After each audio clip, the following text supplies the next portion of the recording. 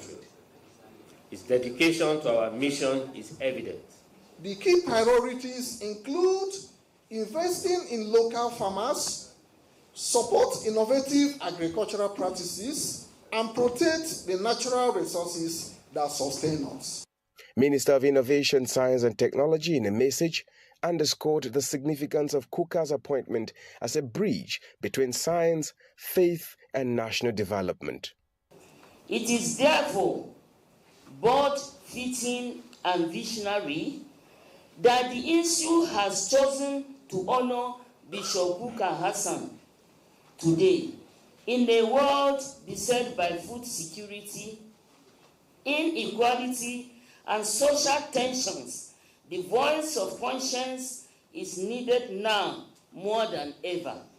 From the pulpit to the policy table, stakeholders are urging unity in purpose. The call is for bold collaboration as experts observed feeding the nation is everyone's responsibility. Justin Bemunyi, NTA News. In other news, operatives of the National Drug Law Enforcement Agency, NDLEA, have uncovered and dismantled a syndicate that sponsors Hajj pilgrims, who also serve as couriers to smuggle cocaine to Saudi Arabia during pilgrimage. This development follows the arrest of the cartel's leaders in Kano. Salwa Khalil Ibrahim tells us more. Based on credible intelligence, the NDLEA arrested 2 pilgrims at Malam Aminu Kano International Airport on May 26th after a body scan revealed they had ingested illicit substances. Each person excreted 4 to 5 wraps of cocaine, totaling 90 pellets.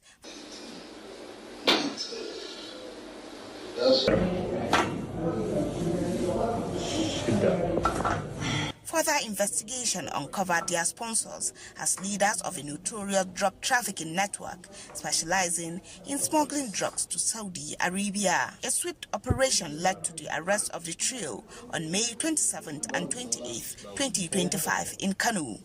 In a related operation, NDLEA operatives at the Kano airport intercepted a 60-year-old businessman bound for Iran after a body scan revealed he had ingested 65 wraps of cocaine. In another operation, NDLEA operatives on patrol along Kano-Maiduguri Road on May 30th intercepted 2 persons with $900,000 in cash suspected to be counterfeit. The suspect and exhibit will be transferred to the relevant agency for further investigation. In Abuja, Salwa Khalil Ibrahim, NTA News. Now, the phrase "from grass to grace" reflects the life of a man with humble beginnings, whose life has been greeted with ups and downs, yet he remains steadfast in his maker until he finds reasons to breathe a sigh of relief. Such a situation could be likened to the experiences of 87-year-old Chief Lawrence Abu Moses Brema, and written in a book to guide generations. Francis Udojo reports that dignitaries from all walks of life attended the book launch in Abuja. The book, titled Divine Providence, Legacies of a Messenger's Son, with 459 pages, is an autobiography of Lawrence Abu Moses Brema Lam, whose legacies of humility, honesty, and hard work reflected in his struggle as a messenger's son, yet rose to the position of Director General of both National Boundary Commission and that of Federal Ministry of Works and Housing from 1986 to 1994. He's been through a lot of thicks and thins. His life really is a life that anybody that really trusts in God will want to study. Like Job in the Bible, Lam struggled with life for being an honest and straightforward civil servant. Most heartbroken for him was the loss of his first wife during childbirth, second wife to the infamous Bellevue plane crash in 2005, and the third to COVID-19 pandemic. In all of these travails of life, Lam believes mercy and faith in his maker kept him at 87, reason for the launch of the book to guide generations who may find life turbulent and keeping faith in God for help. Congratulations, our father. Has never blamed God, and so he's leaving a legacy for us of faith in God. Primarily divine providence. The essence of it is to leave something behind. The ups and downs we pass through, so that after us, posterity will inherit something. He's a man I highly respect. He's a man of integrity. There's no lie in that book, because as his kids, in my 40+ years of life, my father has always told stories about his life. Humble, nice, gentle person. You know, my classmate came to be my permanent secretary in the Ministry of Trade and Industry.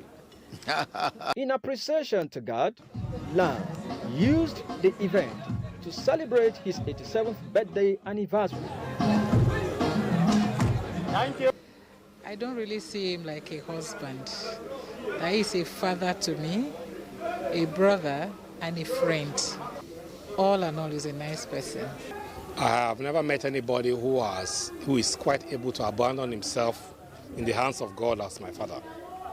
Whether for good, for bad, it's all blessed be the name of the Lord. A Thanksgiving Mass officiated by John Cardinal Onaikan was held at the Holy Trinity Catholic Church, Maitama, in honor of the man he described as distinctive, whose blend of Christianity and tradition is faultless. Lawrence Abu Moses Brahma, a philanthropist and a devout Christian, is a Purple Knight Commander of St. Mulumba in the Catholic Church and a highly revered chief of the Igala race with the title Ochai Amana Ataigala. Francis Udojo, NTA News. Former President Muhammadu Buhari has sent messages of condolence to the bereaved families, governments and people of Niger and Kano states following the deaths of more than 100 persons in flash floods and a road crash. The former president said the tragic incidents happening in quick succession had left him shocked and devastated. He sympathizes with the families and friends of all those who have lost their loved ones. Meanwhile, President of the Senate, Godswill Akpabio, has commiserated with the governor of Kano State, Abba Kabiru Yusuf, and families of the 22 members of the state contingents to the just concluded National Sports Festival in Ogun State, who died in an accident. Akpabio, who represented President Bola Tinubu at the closing ceremony of the Games in Abeokuta, expressed profound sadness over the tragic incident, saying the devastating loss is a painful reminder of the fragility of life and the importance of prioritizing the safety and well-being of citizens, particularly the youths. While praying that God comforts the families of the deceased during this difficult time, Akpabio also prayed for the peaceful repose of the souls of the departed, with the hope that their memories inspire the living to work towards creating a safer and more supportive environment for all. And it's on that note we conclude the news on NTA International at this time. Thanks for watching. I am Dennis at Digunloye.